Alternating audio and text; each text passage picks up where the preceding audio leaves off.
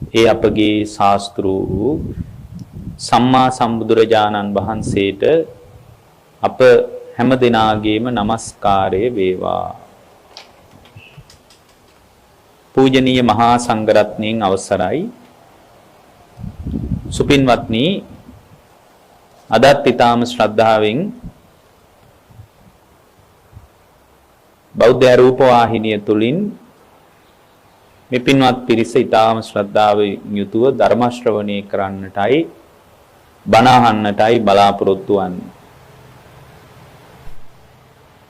අද මේ උතුම් ධර්ම දේශනාව සඳහා සදැහැති දායකත්වයෙන් කටයුතු කරන්නේ 83-25 මීමනගොඩ පාර කලල්ගොඩ පන්නිපිටිය පදිංචි ගාමිණී උබේසිංහ මහත්මයාත් දේවිකා ගුණවර්ධන මහත්මිය ඇතුළු දූදරු පිරිස එකතු වෙලා මේ උතුම් දේශනාව සඳහා විශාල පිරිසකට ධර්ම ශ්‍රවණය කිරීම පිණිස මේ දේශනාවට දායකත්වයෙන් කටයුතු කරනවා.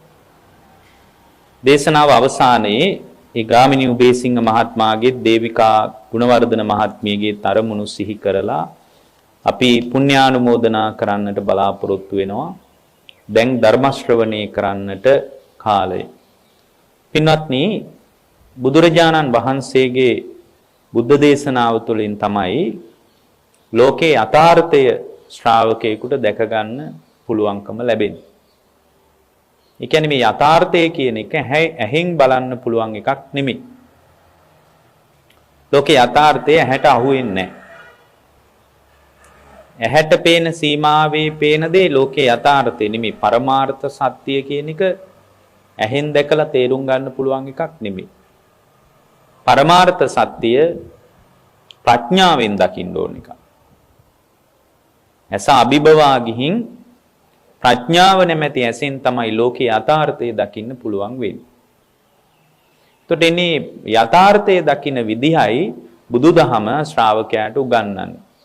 ඇස අභිබවා ගිහින්, ඒ කියන්නේ ඇහෙන් දකින්න ලෝකේ අභිබවා ගිහින් ලෝකේ පරමාර්ථ සත්‍ය කොහොමද දකින්නේ කියන එක ගැනයි බුදුදහම පැහැදිලි කරන්නේ. දැන් බුදුරජාණන් වහන්සේ පහළ වෙලා උන්වහන්සේ හොයාගත්ත දේ තමයි ලෝකේ පරමාර්ථ සත්‍යය තමයි මේ ලෝකේ යථාර්ථ අවබෝධය නොවීම නිසාම පුද්ගලයා මේ සංසාරයට ගැට ගැහිලා ඉන්නවා කියන එක. ඒ කියන්නේ මේ සංසාරයට පුද්ගලයා ගැට ගැහිලා ඉන්නේ ලෝකේ පරමාර්ථය නොදන්නාකම නිසා. ඒ කියන්නේ පරමාර්ථය දැනගත්තාම එයාගේ චර්යා ඒ පරමාර්ථයට සාපේක්ෂව ගොඩ නැගිනකොට ඒ පරමාර්ථයට සාපේක්ෂව යථාර්ථයේ දකින ශ්‍රාවකයෙක් තුල අභ්‍යන්තර ජීවිතය තුල නිවීමක් ඇති වෙලා ඒ නිර්වාණය කියන ස්වභාවයට හිතපත් වෙනවා. අහන දකින දැනෙන හිතෙන ලෝකයේ තුල තණ්හාව මිශ්‍ර කරලා ලෝකේ අත්දකින්නේ ලෝකේ යථාර්ථය නොදන්නා කම නිසායි. ඉද දිට්ඨ සුතමුත පිය රූපේ සුහේමක චන්ද රාග විනෝදන නිබ්බාන පද මච්චුත.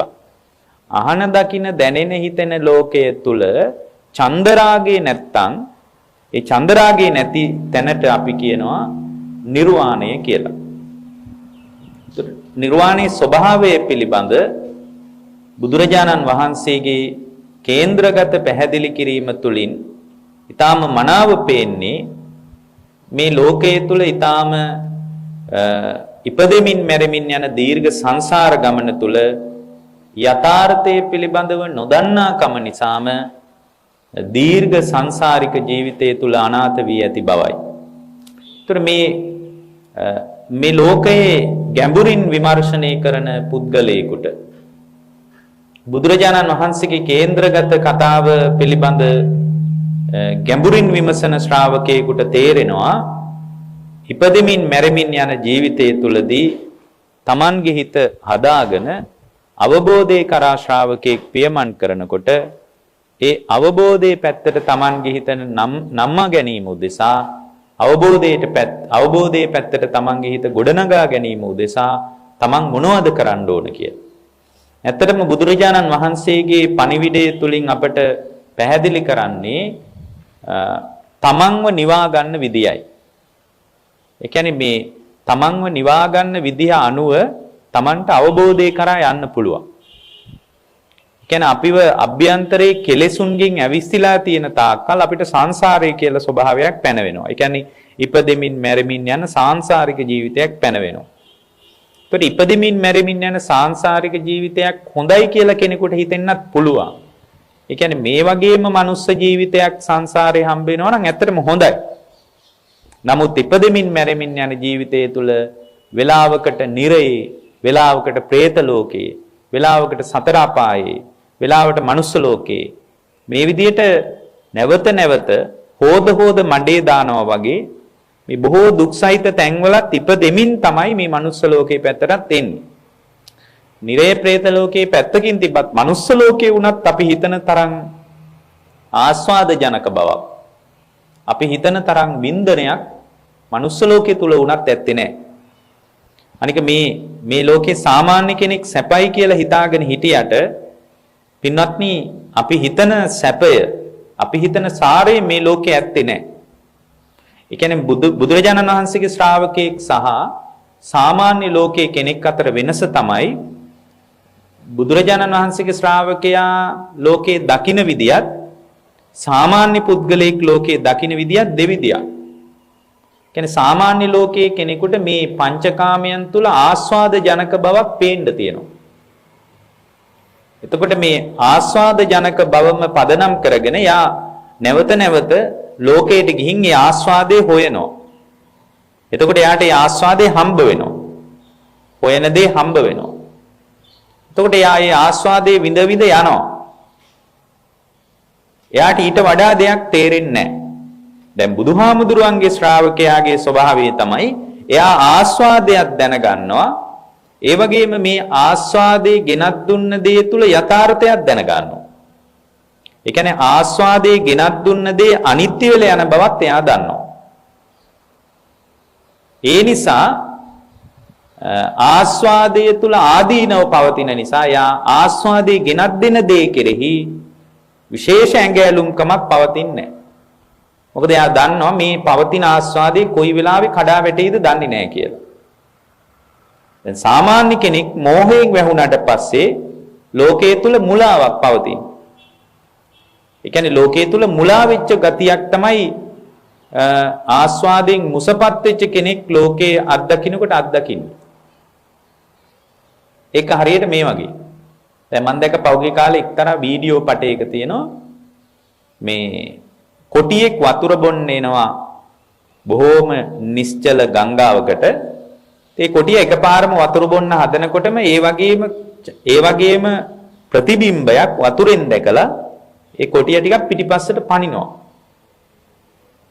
එතකොට දැන් අර වතුරවල නොකැලඹුණු ගතිය නිසාම මේ කොටියා ඒ වගේම ඡායාවක් දකිනකොට ඒ කොටිය හිතනවා තවත් මං වගේම කොටියෙක් වතුරේ ඉන්නවා කියලා. දැන් මේ සංසිද්ධිය එළියේ ඉඳලා බලාගෙන ඉන්න කෙනෙකුට කෙනෙක් පිටින් ඉඳලා දැන් ඕක රූපවාහිනියෙන් දකින්නකොට එළියේ ඉඳලා බලාගෙන ඉන්න කෙනෙකුට දෙන්න පුළුවන් මේ කොටියා මොනතරම් නොමේරු කල්පනාවක් තියෙන කෙනෙක්ද. මොකද එයාට කල්පනාවක් නැහැ මේ තමන්ගේම ප්‍රතිබිම්බය දකින්න බව. ඒ නිසා මේ කොටියා ඒ වතුරෙන් පේන ඡායාවට ප්‍රතිචාර දක්වන්න හදනවා. ඒකට හේතුව තමයි කොටියා වතුර ඉස්සරහා නිශ්චල වතුර ඉස්සරහා රැවටෙනවා තවත් කොටියෙක් ඉන්න බවට. ඒතර මේක ඊටාම සරල සංසිද්ධියක්. මේ සිද්ධිය දිහා බලලා එළියේ ඉඳලා බලන කෙනෙකුට හිතෙන්න පුළුවන් අනේ මේ තිරිසන් සතා මොකක්වත් තේරුම් නැති නිසානේ මෙහෙම කරන්නේ. දැන් මේ වගේම කොටියෙක් මෙතන නැහෙනි කියලා අපිට බැලුවාම තේරෙනවා. හැබැයි අපිත් ඔය වගේම ඇස ඉදිරියට එන රූපයට අහු වෙලා ඉන්නේ. ඒ කියන්නේ ඇස ඉදිරියට එන රූපය තුල සාරයක් තියෙනවා කියලා අපි හිතාගෙන ඉන්නවා. හරියට කොටියා වතුර ඉස්සරහා රැවටුණා වගේම ඇස ඉදිරියේ එන රූපයට අපිත් රැවටිලා ඉන්නවා. නමුත් මේ කොටියා රැවටුණ එකයි අපි රැවටෙන එකයි අතර ලොකු වෙනසකුත් නැහැ ඇත්තටම. ඒ නිසා ඇස ඉදිරියට එන රූපය කෙරෙහි ඒ කියන්නේ ඇස ඉදිරියට එන රූපය කෙරෙහි ආස්වාද ජනක භාවයකින් විශේෂ ඇඟැලුම්කමක් පවත්වමින් අපි ජීවිතය ගෙවනවා. හැබැයි බුද්ධ ශාසනයේ තියල ශ්‍රාවකයා ඊට වඩා ඉදිරියට අඩියක් තියෙනවා. එයාට මේ ආස්වාදය ගැනත් එයාට අවබෝධයක් තියෙනවා. ආස්වාදයේ විපරිණාමය ගැන අවබෝධයක් තියෙනවා. ඒ කියන්නේ මේ ඇහැ ඉදිරියට ආපු රූපේ කතාවත් එයා දන්නවා. ඒ නිසා එයා තුල විශේෂ රූප තණ්හාවක් හටගන්නේ නැහැ. දැන් රූප තණ්හා මේ ලෝකේ තණ්හාවේ පැති 6යි තියෙන්නේ. පැති කීයක් තියෙනවද? 6ක් තියෙනවා. රූප තණ්හා, ශබ්ද තණ්හා, ගන්ධ තණ්හා, රස තණ්හා, පොට්ටබ්බ තණ්හා, ධම්ම තණ්හා කිය. ඔయిత වඩා තණ්හාවේ මොකක්වත් නැහැ. ඔන්න ඔය තණ්හාව නැති වුණාට පස්සේ යා නිවනට හිතපත් වෙනවා. ඇයි දුකට හේතුව තණ්හාවනේ. තණ්හාව නිරුද්ධ කරාම දුක නිමා වෙනවා. එතකොට ලෝකේ নানা ප්‍රකාර දුකක් අනාගතයට මෝරන්නේ නැහැ. අනාගතයට දුක මෝරන්නේ නැහැ. එතකොට අනාගතයට නොඑක ආකාරي নানা ප්‍රකාර දුක්ඛයන් අනාගතයට මෝරන්නේ වෙන මොකක්වත් නිසා නෙමෙයි Tamangeම හිතේ ඇති වෙන තණ්හාව නිසා. ඇයි දුක්ඛ සමුදය විදියට බුදුදහම තණ්හාවනේ පෙන්වන්නේ. තණ්හාව ඉතිරි නැතුව නිරුද්ධ වුණාම යායි උපදින්නේ නැහැ. දුක්ඛ නිරෝධාර්ය සත්‍යයේදී කියන්නේ තණ්හාව නැත්තම් දුක නැහැ කියලා. තණ්හාව ඉතිරි නැතුවම නිරුද්ධ කරලා දැම්මාම දුක සම්පූර්ණයෙන්ම නිමා වෙනවා. ඒකට තණ්හාවේ පැති 6යි තියෙන්නේ. රූප කෙරෙහි අපි තණ්හා කරනවා, ශබ්ද කෙරෙහි, ගන්ධ සුවඳ කෙරෙහි, රස කෙරෙහි, පහස කෙරෙහි, සිතුවිලි කෙරෙහි අපි තණ්හා කරනවා. ඒතකොට තව එකක් අපිට පැහැදිලි. මොකද්ද? අපි දන්න දේවල් වලට විතරයි අපිට තණ්හාව උපදින්නේ. අපි අහපු නැති ශබ්ද ගැන අපිට තණ්හාවක් උපදින්නේ නැහැ. අපි දැකපු නැති රූප කෙරෙහි අපිට තණ්හාවක් උපදින්නේ නැහැ. අපිට දැනුන් නැති දේවල් ගැන අපිට තණ්හාවක් උපදින්නේ නැහැ. එහෙනම් තව එකක් හරි ලස්සන දෙයක් පැහැදිලි. අපි දන්න ලෝකයේ කෙරෙහි විතරයි අපි තණ්හා කරන්නේ. එතකොට දැන් අපිට අපි දැකපු රූපයක් ගැන තණ්හාව ඉපදුනාට අපි කවදාවත් දැකලා නැති රූපයක් ගැන අපිට මේ වෙලාවේ තණ්හාවක් තියනවද? තණ්හාවක් නැහැ. එහෙනම් ඔබ දන්න ලෝකයේ කෙරෙහි අපි තණ්හා කරන්නේ. දකින ලෝකයේ කෙරෙහි අපි තණ්හා කරන්නේ. හිතෙන ලෝකයේ කෙරෙහි, දැනෙන ලෝකයේ කෙරෙහි තමයි අපි තණ්හා කරන්නේ.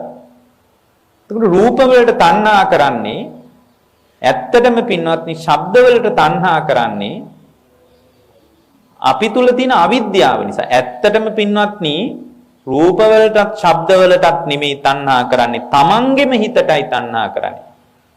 මොකද්ද මම කිව්වේ? රූප ශබ්ද වලටත් නෙමෙයි ගැඹුරින් බලනකොට තේරෙනවා තණ්හා කරන්නේ. තමන්ගේම හිත ගැනයි තමන්ට තණ්හාවක් තියෙන්නේ. තමන්ගේම හිතටයි තණ්හා කරන්නේ. කොහොමද තමන්ගේ හිතට තණ්හා කරන්නේ? දැන් ඔන්න බලන්න ඕක දැන් ඔබට තේරෙන්නේ නැහැ. ඕක තේරුම් ගැනීමමයි සෝතාපන්න වෙන්න තියෙන වැඩපිළිවෙල. දැන් මම ඉස්සෙල්ලා කිව්වා රූප තණ්හා, ශබ්ද තණ්හා ආදී තණ්හාවක් උපදිනවා. දැන් මම කියනවා නෑ රූප තණ්හාවක් නෙමෙයි තියෙන්නේ. තමන්ගෙම හිත ගැන තමන්ගෙම හිතටයි තණ්හාව තියෙන්නේ. මේ තමන්ගෙම හිත තමන්ගෙම හිතින් අල්ලගෙන නේද මේ දඟලන්නේ කියන එක පැහැදිලි නුවණක් ඇති වුණාට පස්සේ ඒ පැහැදිලි නුවණ තුල යා අවබෝධය කරා යනවා. එයාට සක්කාය දිට්ඨිය දුර වෙනවා. අන්න එතකොට සෝවාන් වෙනවා. දැන් මෙහෙම හිතන්න. අපි කැමති දරුවගේ කටහඬ. එතකොට දරුවගේ කටහඬ ඇහෙනකොට අපිට බොහොම සුඛ ආස්වාදයක් ඇති වෙන්නේ නැද්ද? ඇති වෙනවා. මම මේ කියන එක හොඳට කල්පනා කරන්න මේක ගැඹුරුයි ටිකක්. දරුවගේ කටහඬ ඇහෙනකොට අපිට සුඛ ආස්වාදයක් ඇති වෙන්නේ නැද්ද? ඇති වෙනවා. ඇයි? අපිට ශබ්ද තණ්හාවක් තියෙනවා දරුවගේ කටහඬට. අනේ මගේ දරුවගේ කටහඬ නේද කියලා අපිට තණ්හාවක් තියෙනවා. ශබ්ද තණ්හාවක් තියෙනවා. එතකොට දරුවගේ කටහඬ ඇහෙනකොට මගේ හිත තුලද සුඛ ආස්වාදයක් ඇති වෙන්නේ දරුවා තුලද? කොයි පැත්තේද මේ සුඛ ආස්වාදයක් ඇති වෙන්නේ? Taman තුල. අපි තුමු දරුවා ඉතින් කොහේ හරි ගිහින් එනවා කියලා රට ඉඳලා හරි. එකපාරම ඇවිල්ලා කතා කරනකොට අනේ මගේ දරුවගේ කටහඬ නේද කියලා තමන්ගේ හිතේ සුඛ ආස්වාදයක් ඇති වෙන්නේ නැද්ද? ඇති වෙනවා. ඒක දරුවා තුලද ඇති වෙන්නේ මන් තුලද? Taman තුල. එතකොට දැන් දරුවා මොකක් හරි අඬනවා නම් එතකොට දරුවගේ වචන වලින් නිකන් බොහොම දුක්මුසු භාවයක් ප්‍රකාශ වෙනවා නම් දරුවා කතා කරද්දී නිකන් අඬ වගේ කතා කරනවා නම් ඒ කටහඬ නිසා මගේ දරුවා දුකින් ඉන්නව නේද කියලා දුක්ඛාස්වාදයක් ඇති වෙන්නේ දරුවා තුලද මන් තුලද? තමන් තුල. එහෙමනම් එකක් මතක තියාගන්න එළියෙන් ඇහෙන ශබ්දේ නිසා සුඛාස්වාදයක් හෝ දුක්ඛාස්වාදයක් හෝ ඇති වෙන්නේ මගේ හිත තුල. දැන් මම කැමති සුඛාස්වාදයටද දුක්ඛාස්වාදයටද? මොන ආස්වාදයටද කැමති? සුඛාස්වාදයටයි කැමති. මම කැමති නෑ දුක්ඛාස්වාදයට. ඒ නිසා මම මගේ සුඛාස්වාදයේ පවත්ව ගන්නයි මම එළිය රූප වලට තණ්හා කරන්නේ. කියන්නේ මට වුවමනා මගේ සුඛාස්වාදයේ පවත්ව ගන්නයි. ඒතොර මේ සුඛාස්වාදයේ ගෙනත් දුන රූපයක් තියෙනවනම් මම ඒ රූපේ නඩත්තු කරනවා එච්චරයි. ඒක දරුවා වෙන්න පුළුවන්, බිරිඳ වෙන්න පුළුවන්, පෙම්වතා වෙන්න පුළුවන්, අම්මා වෙන්න පුළුවන්, තාත්තා වෙන්න පුළුවන්. එළිය ඔක්කොම රූප, ශබ්ද, ගන්ධ, රස මේ එළියට ගිහින් අපිට මේව නඩත්තු කරන්න වෙලා තියෙන්නේ. ඒවා අපිට සුඛ ආස්වාදයක් ගෙනත් දෙනවා. ඒ සුඛ ආස්වාදයේ ගෙනත් දෙනකොට ඒ සුඛ ආස්වාදය පවත්ව ගන්න අපට එළිය ගොඩාක් දේවල් නඩත්තු කරන්න වෙලා තියෙනවා. දැම්මට කියන්න ශබ්ද තණ්හාවද තියෙන්නේ Tamanගේ සුඛ ආස්වාදයේ ගැනද තණ්හාව තියෙන්නේ? තමන්ගෙම හිතේ ඇති වෙච්ච සුඛාස්වාදයටයි තමන් තණ්හා කරන්නේ. බලන්න ගැඹුරින් බලනකොට තේරෙනවා එළිය කිසි දෙයකට අපි තණ්හා කරන්නේ නැහැ. එළිය කිසි දෙයකට තණ්හා කරන්නේ නැහැ. තමන්ගෙම හිතේ ඇති වෙච්ච තණ්හාවටයි තණ්හා කරන්නේ. හිතේ ඇති වෙච්ච සුඛාස්වාදයයි පවත්ව ගන්න ඕනේ. ඒ සුඛාස්වාදයේ පවත්වා ගැනීම පිණිස අපි එළිය ගොඩාක් දේවල් අපිට කරන්න වෙලා තියෙනවා. ඒක තමයි මේ කරමින් ඉන්නේ. වෙන දෙයක් නෙමෙයි. වෙන දෙයක් නෙමෙයි කරමින් ඉන්නේ. එතකොට දැන් බුදුරජාණන් වහන්සේ මතක් කරනවා මේක නොතේරෙන්නේ මෝහයෙන් වැහිලා ගිය තැනකයි පින්වත්නි. මෝහයෙන් වැහුණාට පස්සේ මේ කතාව තේරෙන්නේ නැහැ. ඒතර බුදු කෙනෙක් මේ කතාව මතු කරලා පෙන්නනවා. ඒතර දැන් බුදුරජාණන් වහන්සේ මතක් කරනවා මෝහ සම්බන්ධනෝ ලෝකෝ බබ්බරූපෝව දිස්සති. අවිද්‍යා මෝහයෙන් බැඳිලා ගියාට පස්සේ මේ බාහිර ලෝකයට එයා හොඳින් ඉන්නා වගේ පේනවා. නමුත් එයා සැබෑවටම සැහැල්ලුවකින් නිදහසේ ඉන්නව නෙමෙයි. මෝහයෙන් වැහුණ නිසා මේ ලෝකේ ඇත්ත කතාව යාට තේරෙන්නේ නැති අවුලක් තියෙන. ඊළඟට කියනවා උපදි සම්බන්ධනෝ බාලෝ. පින්වත්නි මේ කෙලෙස් උපදීන්ගෙන් බැඳිලා ගියාට පස්සේ මෝහාන්ධකාරයෙන් යට වෙනවා. එහෙනම් මෝහය ඇති වෙන්නේ මොකක් නිසාද? කෙලෙස් උපදීන්ට බැඳිලා ගිය නිසා. කෙලෙස් උපදීන්ට බැඳිලා ගිය නිසා තමයි අවුල තියෙන්නේ. දැන් මම මේ කියනේවා සමහර තැන් ගැඹුරුයි. තේරුම් ගන්න කෙනෙකුට තේරුම් ගන්න පුළුවන්. මෝහ සම්බන්ධනෝ බාලෝ බබ්බ රූපෝව දිස්සති උපදි සම්බන්ධනෝ බාලෝ. ඒ කියන්නේ කෙලෙස් උපදීන්ට බැඳිලා ගියාට පස්සේ එයා මෝහාන්ධකාරයේ හාත්පසින්ම වාට කරනවා. එහෙමනම් එකක් මතක තියාගන්න. මේ තණ්හාවේ ඇත්ත කතාව තේරෙන්නේ නැත්තේ මෝහාන්ධකාරයෙන් වැහිලා තියෙන නිසා. ඒකට පහන්පත්තු කරලා හරියන්නේ නැහැ. කොච්චර පහන්පත්තු කරත් මෝහාන්ධකාරය දුරු වෙන්නේ නැහැ. කොච්චර ප්ලෑසර් ගැහුවත් ඒක හරියන්නේ නැහැ. ඉර පෑවුවත් හරියන්නේ නැහැ. ප්‍රඥා ලෝකයෙන් තමයි මෝහාන්ධකාරය යට කරන්න තියෙන්නේ. ප්‍රඥා ලෝකේ. ඒතර මෝහාන්ධකාරයෙන් යට වෙච්ච ලෝකයක තමයි අපි ඉන්නේ.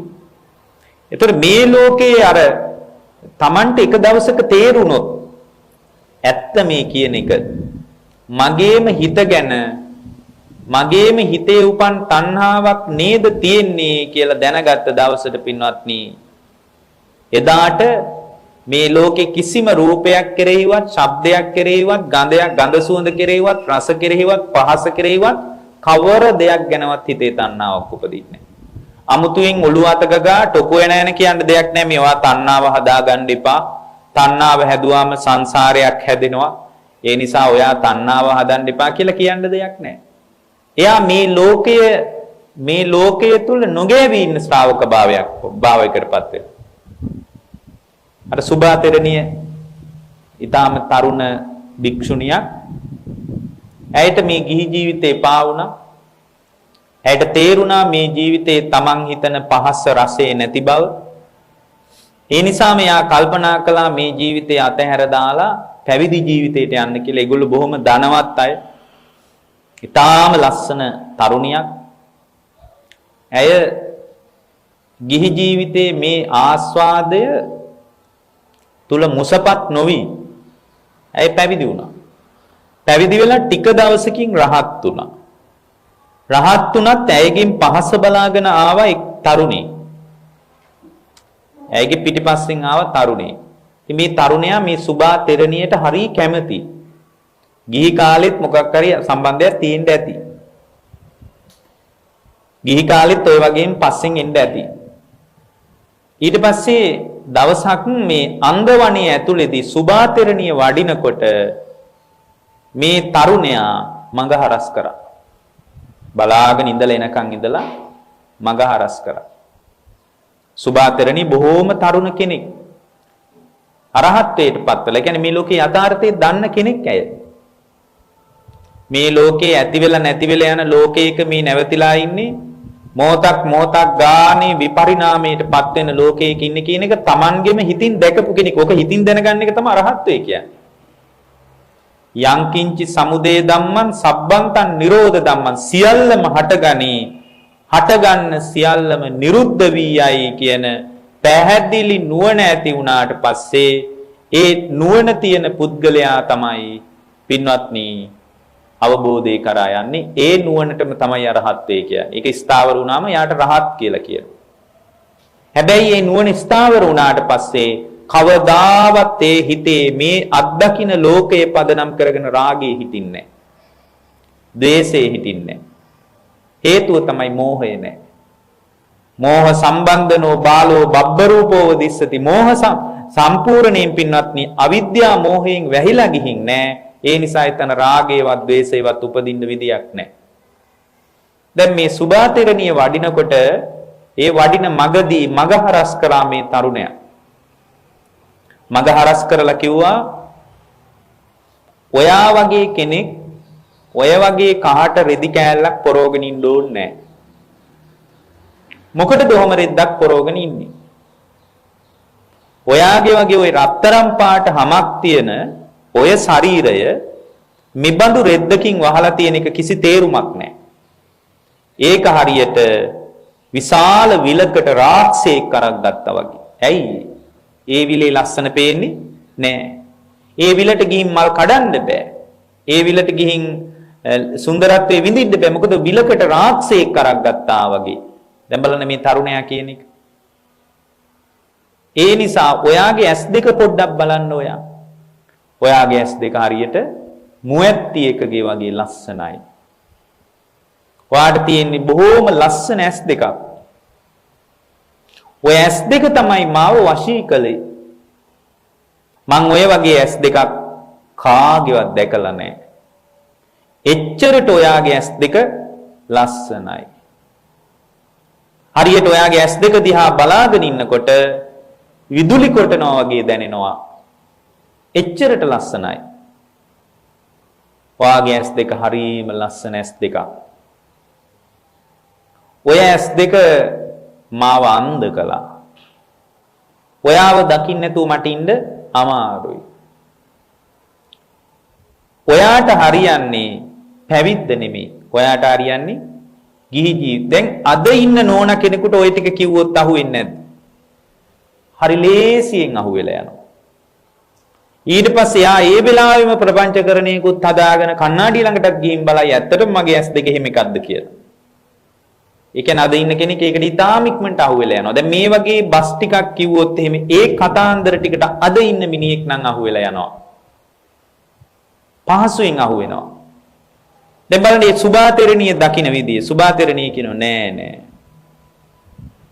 ඔයා ඔය කියන්නේ ඇත්ත කතාව නෙමෙයි. ඔයා කියන විදිය කෙනෙක් නෙමෙයි මම. කරුණා කරලා මට යන්න දෙන්න. කරුණා කරලා මට යන්න දෙන්න. මගේ මාර්ගය හරස් කරන්න එපා. එතකොට ඒ තරුණයා කියනවා නෑ. ඔයාට ඔච්චරට මහානකම කරන්න ඕන නම් අපි මහානකම කරමු පස්සේ. මහානකම කරමු පස්සේ. එතකොට ඒ තරුණයා කියනවා මම ඔයාට ගින්දර උනත් ගෙනත් දෙන්න. සමහරට ඒ කාලේ කියපු කතාවක් වෙන්න ඇති. ගින්දර උනත් ගෙනත් දෙන්න කියන්නේ ඒ අමාරු දෙයක් වුණත් මං අතින් අරගෙන දෙන්නම් වගේ ඔයා වෙනුවෙන්. ඒ නිසා ඔයා පොඩ්ඩක් මට ඇහුම්කන් දෙන්න. ඔයාට පැවිද්ද ඕනම නම් අපි දෙන්නම දැන් ගිහින් විවාහ වෙලා හොඳ ජීවිතයක් ගෙවලා එතනින් පස්සේ කාලෙක අපි මහාන වෙමු. ඔයාට ඕනම නම් අපි දෙන්නම මහාන වෙමු. ජීවිතේ පස්සේ කාලෙක. හැබැයි ඒකට මේ කාලේ සුදුසු නෑ. ඔය වගේ හමක් තියෙන, ඔය වගේ ඇස් දෙකක් තියෙන, ඔය වගේ ශරීරයක් තියෙන ඔයා ඔහොම කහට වස්ත්‍රයක් දරාගෙන මේ අන්දවණේ ඇවිදින්න ඕන කෙනෙක් නෙමෙයි. දැන් මෙයා ඇස් දෙකම වර්ණනා කරනවානේ. ඇස් දෙක වර්ණනා කරනකොට දකුණු අතේ ඇඟිල්ල දාලා ඇහක් ගලවලා දුන්නා කියනවා. එතකොට අර තරුණයාට හීන්දාඩිය දැම්ම. මොකද්ද මේ උනේ කියලා. ලේ ගලාගෙන පින්වත්නි. මේ තරුණ භික්ෂුණිය ලේ ගලාගෙන හරියට මොකක් හරි ප්‍රශ්නයක් ඇති වෙච්ච වෙලාවක තරුණ දුවක් තාත්තා හොයාගෙන යනවා වගේ. එහෙම හැරිලා පාත්‍රෙත් අරගෙන භාග්‍යවතුන් වහන්සේ ලේ ගලාගෙන ඇත්තටම බුදුරජාණන් වහන්සේ ළඟට ගියා. බුදුරජාණන් වහන්සේ පේන මානේදී භාග්‍යවතුන් වහන්සේගේ ආනුභාවයට ඇහැ ප්‍රකෘති වුණා කියන තිබ්බ විදියට. දැන් බලන්න මේ කාම ලෝකයේ මේ ලෝකේ යථාර්ථ අවබෝධයට පත් වෙච්ච කෙනෙක් කාම ලෝකයේත් එක්ක ගනුදෙනුව දකින්නේ මහ විහිළුවක් විදියට. ඒ කියන්නේ මේ තමන්ගේම හිතට තණ්හා කරනවා කියන එක. අපි දැන් ඉස්සල්ලා අපි කියපු කාරණේ ඊටාම ඒක ප්‍රත්‍යක්ෂව දැනුණාම ඒක හොඳටම තමන්ට තේරුණාට පස්සේ ඒ තේරීම ඇති පින්වත්නි යාට අවබෝධය කරා යන්න. එතනින් එහාට ඒ ක්‍රමානුකූලව පියවරින් පියවරට ප්‍රතිපදාව පූර්ණේ කරගෙන ඉස්සරහට ගියොත් එයා ඒකාන්ත වශයෙන් අවබෝධය කරා යනවා. ඒකයි ಭಾರತයේ හිටිය සමහර බොහෝම ආර්ථික ශක්තියක් නැති අය පවා ඒ වගේම උගත්කමක් නැති අය පවා මේ ධර්ම අවබෝධයේ පැත්තට ආවේ. ඒකයි කේන්ද්‍රගතව බුදුරජාණන් වහන්සේ මේ පණිවිඩය කිව්වා. ඉලක්කයට භාග්‍යතුන් වහන්සේ මේ දේශනාව කළා. හරිම ඉලක්කගතව පැහැදිලි කළා. ඒක හරියට දැන් ඒක අපිට හිතන්න බෑ සාමාන්‍ය කෙනෙක්ගේ ස්වභාවයට වඩා ඒක හරි වෙනස්. උදාහරණයක් විදියට දැන් අපි බලමු නිකන් කසල සෝදනය කරමින් හිටපු සුනීත සෝපාක වගේ ඊටාම දුර්වල උගත්කමක් නැති සමාජයේ අසරණ වෙච්ච කෙනෙකුට පවා අරහත්ත්වයේ පිණිස අවබෝධයට අදාළ ධර්මයේ භාග්‍යතුන් වහන්සේ මතු කරලා කිව්වා. ඒතර මේ ධර්මයේ තුල ගොඩාක් දේවල් මතක තියාගන්න ඕනේ නැහැ. දැන් අපි හිතාගෙන ගොඩාක් දේවල් කටපාඩම් කරගෙන මතක තියාගෙන ඉන්න ඕන මේ අවබෝධය කර එහෙම නැහැ. ඒකට හොඳම නිදර්ශනය තමයි පළවෙනි දේශනාව වෙච්ච ධම්මචක්කපවත්තන සූත්‍රයත් අනාත්මය පිළිබඳව දේශනා කරපු දෙවනි බුද්ධ දේශනාවත් දේශනා දෙක ඉවර වෙනකොට රහතන් වහන්සේලා 5 නමක් බිහි වෙලා තියෙනවා. චිත්ත කාණ්ඩේ කොච්චරයිද? චෛතසික කොච්චරයිද? රූප කාණ්ඩේ කොච්චරයිද? ගණන් හිලව් ඇතේ ඒගොල්ලෝ මතක තියාගත්තයි නෙමෙයි. අපි හිතාගෙන ඉන්නවා මේවා දැන් කටපාඩ මම කියන්නේ මේවා හදාරන කෙනෙක් හදාරුවාට කමක් නැහැ. නමුත් අපේ තියෙන්නේ දහම් දැනුමේ අවුලක් නෙමෙයි. අපේ තියෙන්නේ ප්‍රතිපදාවේ අවුලක්. අද මිනිස්සු හිතාගෙන මේ දහම් දැනුමේ අවුලක් තියෙනවා කියලා පොත්වල ලියලියා මතක තියාගෙන ඉන්නවා. නමුත් ප්‍රතිපදාව නැහැ. පින්වත්නි කිකිලියක් බිත්තර දාලා කිකිලියෙක් අර නාවා කියලා සූත්‍රයක් තියෙනවා. ඒකේ තියෙනවා කිකිලියක් බිත්තර ටික දාලා ඒ බිත්තර ටික ඔක්කොම දාලා එක පැත්තකට වෙලා ඒ කිකිලි කල්පනා කරනවලු අනේ මගේ පැටව ටික බිත්තරේ හොටෙන් කඩාගෙන කවද්ද එළියට එන්නේ කියලා. ඒ කිකිලි කල්පනා කරනවලු. හැබැයි ඒ කිකිලි බිත්තර රකින්නේ නැහැ කියනවා. බිත්තර වලට උණුසුම දෙන්නේ නැහැ කියනවා. ඒ කිකිලිට කවදාවත් බිත්තර වලින් පැටව බලාපොරොත්තු වෙන්න පුළුවන් බෑ. ඇයි? ඒ කිකිලි කල යුත්තේ කරන්නේ. කෘත්‍ය කරන්නේ. එතකොට කල යුත්තේ කරන්නේ නැතුව ඒ කියන්නේ කිකිලි මූලික වැඩෙත් කරලා තියෙනවා. ඒ කියන්නේ බිත්තර ටික ලැබිලා බිත්තර ටික ආරක්ෂා කිරීමේ ක්‍රියාවලිය විතරයි කිකිලි කරන්නේ නැත්තේ. දැන් කිකිලිට කරන්න තියෙන කල යුතු වැඩක් තියෙනවා.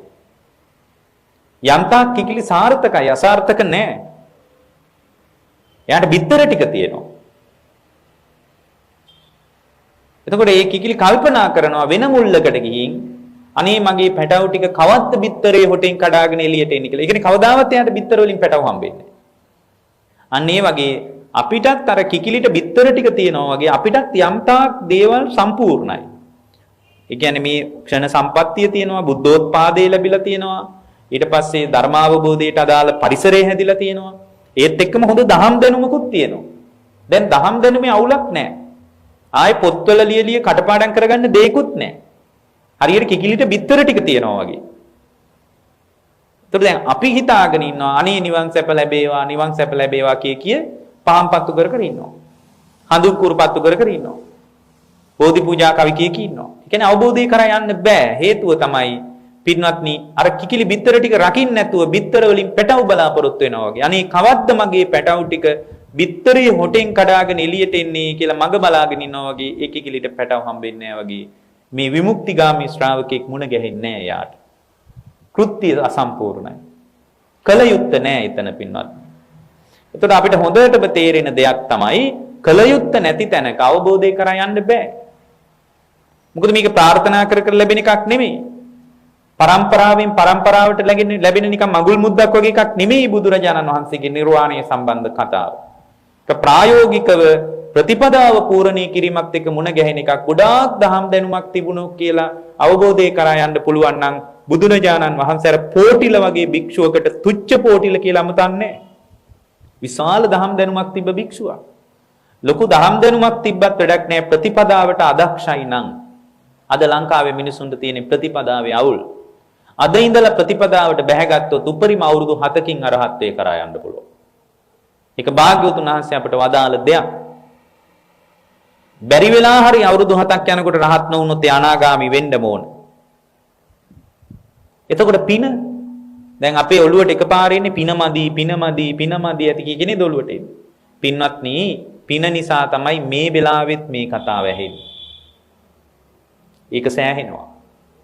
පුණ්‍ය සංස්කාරයේ ප්‍රබලව මතුවලා තියෙන නිසා තමයි මේ විශාල පිරිසක් ඉද්දී ඔබට මේ ශාලාවේදී බෞද්ධ රූපවාහිනිය තුලිනුත් අද මේ කතාව මේ වෙලාවෙත් ඔබේ කනට වැටෙන්නේ ඔබේ පිනට. 아무තේ මොකටදයි පින හොයන්න උත්සාහ කරන්නේ. ඒ නිසා දැන් මෙතන අපි හොඳට තේරුම් ගන්න ඕන මේ බුදුදහමේ ඉලක්කය තමයි මේ මමත්වය දුරු කරගෙන. ඒ කියන්නේ අපි හැම වෙලාවකම මම කියන ගතියම උඩට මතුවෙලා එනවා. මේ මමත්වයේ දුරු කරගෙන ඒ කියන්නේ මමත්වයේ දුරු කරගත්ත තැනක ඒ මමත්වයේ නැති තැනක පින්වත්නි හිතේ සැලීමක් නැහැ. හැම වෙලාවකම හිත සැලෙන්නේ මමත්වයේ නිසා. හිතේ සැලීමක් නැති තැනක පින්වත්නි හරි සැහැල්ලුවක් උපදිනවා. ඇත්තටම සැහැල්ලුව කියන එක මේ ආර්ථික ශක්තිය මත ඇති වෙන එකක් නෙමෙයි. සැහැල්ලුව කියන එක ආර්ථික ශක්තිය මත ගොඩ නැගෙන එකක් නෙමෙයි.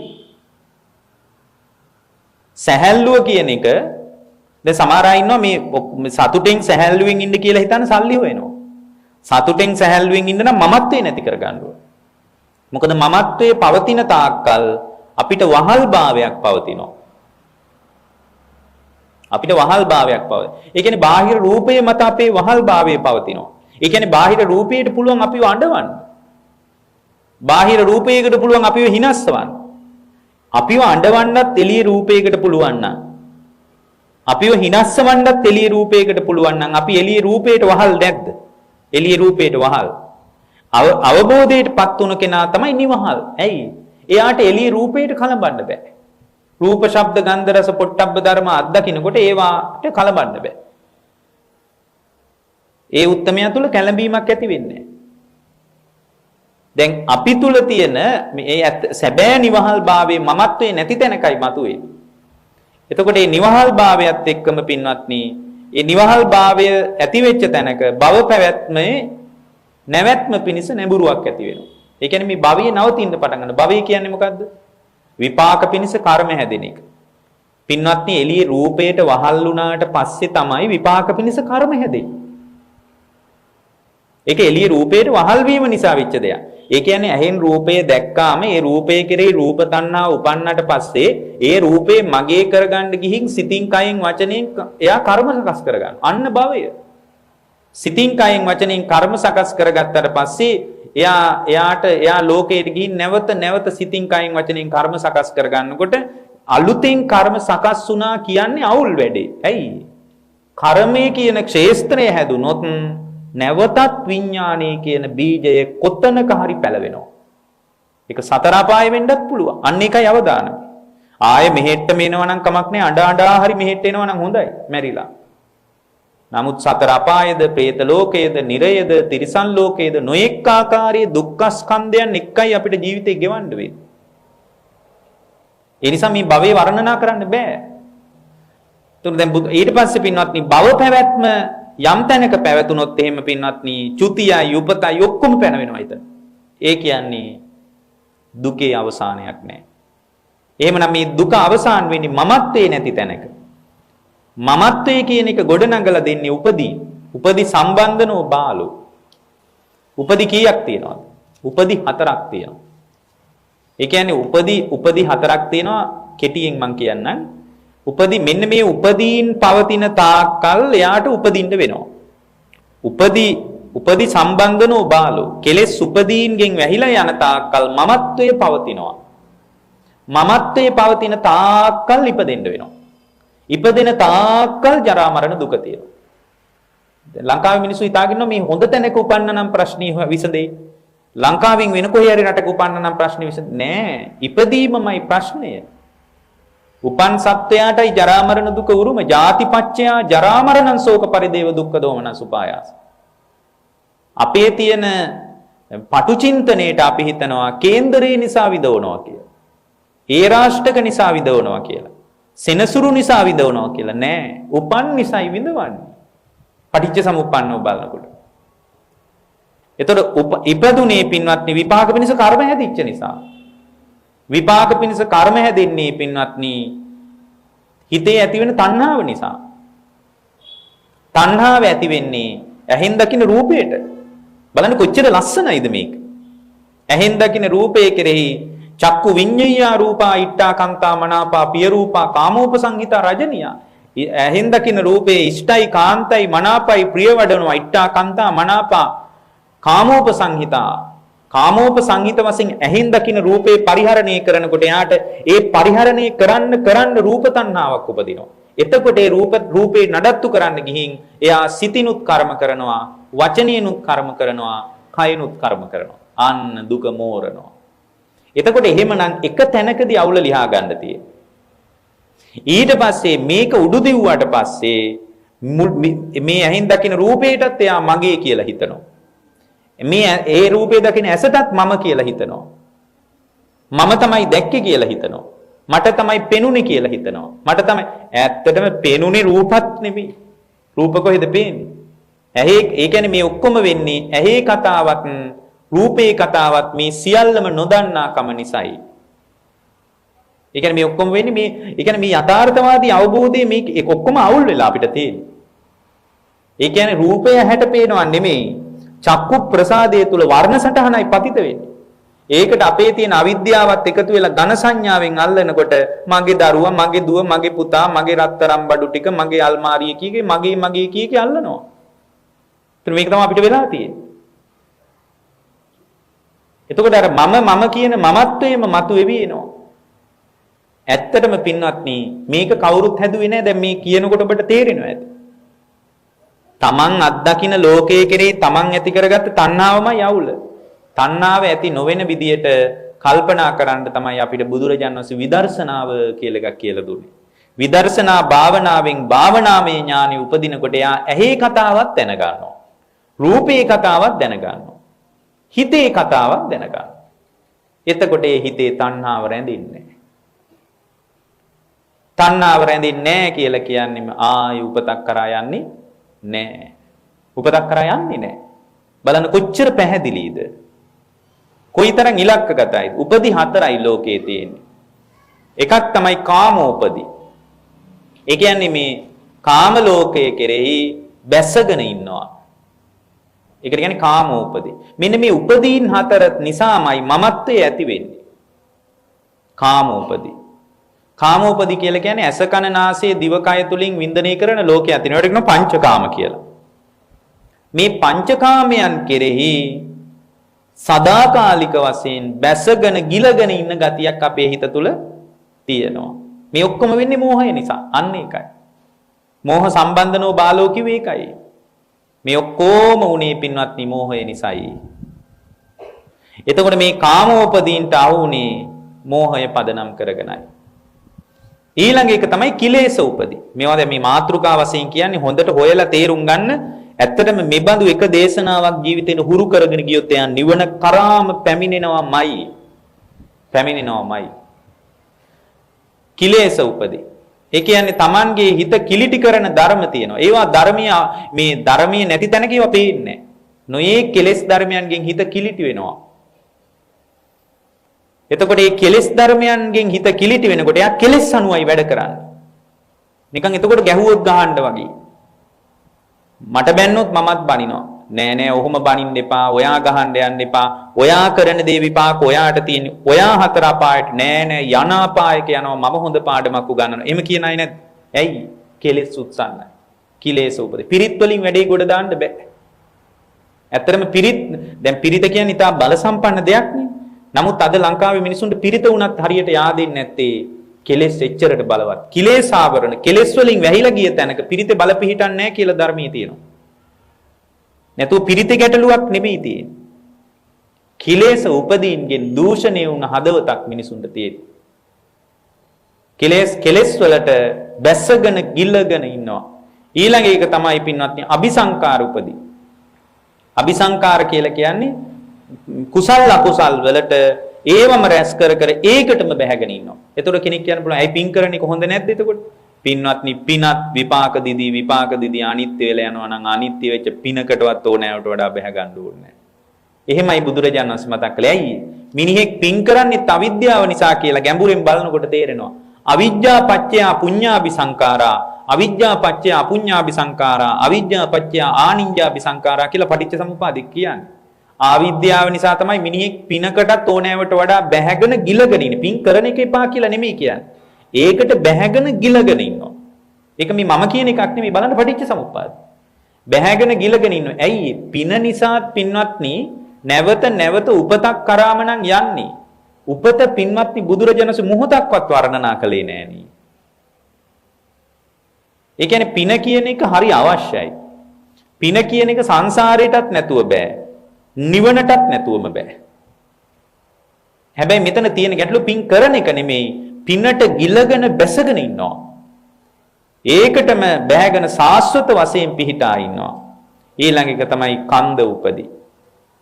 කාමෝපදී, කිලේශ උපදී, අபிසංකාර උපදී, අන්තිම එක කන්ද උපදී. ඒ කියන්නේ රූප වේදනා සංඥා සංකාර විඥාන කියන පංචස්කන්ධයට මම කියලා මගේ කියලා මගේ ආත්මය කියලා එකට බැහැගෙන ඉන්නවා. මේ ඔක්කොම ඇති වෙලා නැති වෙලා යන ධර්ම කියලා මේ මනුස්සයාට ඒක නොතේරෙන කමටයි එහෙම ගිලගෙන බැසගෙන ඉන්න ගතියක් මතුවලා තියෙන්නේ. ඉතින් ඒක මේ මනුස්සයාගේ තියෙන අවිද්‍යාවට වෙන දෙයක්. ඉතින් මේ සක්කාය දිට්ඨිය දුරු කර ගන්නකොට මේවා පිළිබඳ ඉතාම ගැඹුරු අවබෝධයක් ඇති වෙලා මේ ලෝකයේ කෙරේ අනබිරතියක් උපදිනවා. ඒ අනබිරතියක් උපදවගත්ත කෙනා පින්වත්නි තවත් කළ යුතු දෙයක් නැහැ. 아무තුවෙන් චිතක ගහලා ඊට පස්සේ ආචාර වෙඩිමුල තියලා යාට අවසන් ගෞරව දෙන්න ඕන නෑ. සම්පූර්ණයෙන්ම පින්වත්නි මේ ධර්මයේ ස්ථාවර වුණාට පස්සේ නැවත උපතක් කරා නොයන විදියට මේ ශ්‍රාවකයන් නිවෙන්න පටන් ගන්නවා. ඒ බඳු නිවීමක් තමයි අපි හදාගන්න උත්සාහ කරන්න ඕන. ඒ බඳු නිවීමකට මේ උතුම් බුද්ධ දේශනා උපකාර වේවා කියලා අපි අදිෂ්ඨාන කරනවා.